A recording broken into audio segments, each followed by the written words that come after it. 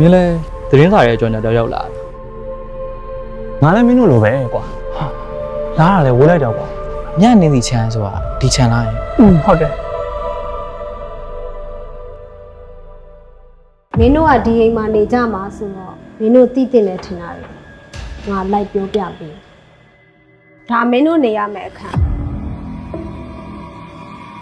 ရှင်းလိုက်ကြစမ်းအဲ့ဒီခါနာကိုရှောင်းတော့ဖြတ်မရှောင်းနဲ့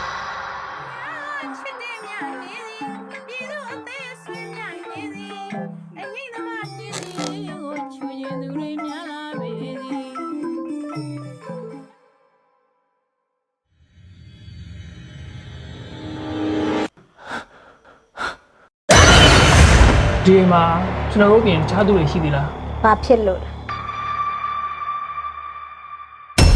ဟာဟိုမောင်မောင်မှာ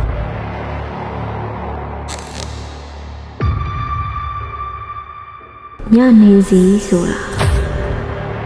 လွန်ခဲ့တဲ့နှစ်20လောက်တုန်းကထိတ်တန့်စရင်ဝင်အမြင့်မင်းသမီးတစ်ယောက်ပေါ့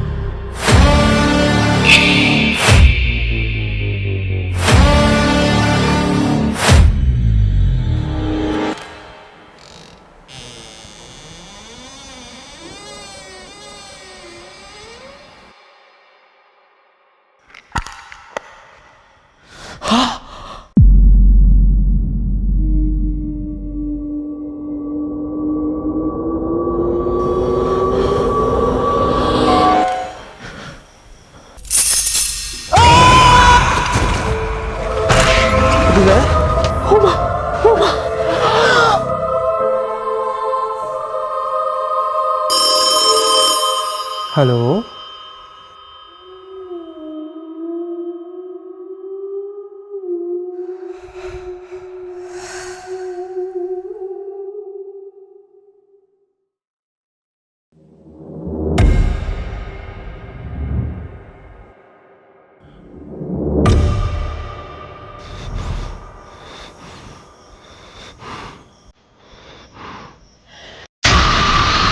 တော့